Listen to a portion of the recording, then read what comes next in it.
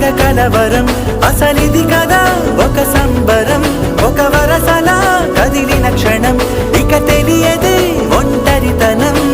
ఎన్నాళ్ళ దూరాలు కన్నోళ్ళిలా వస్తూనే పోయాయి కన్నీళ్ళిలా ఇల్లంతా మారింది సందళ్ళుగా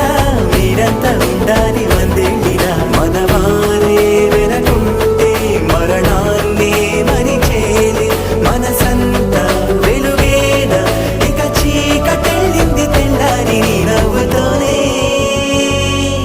10 మంది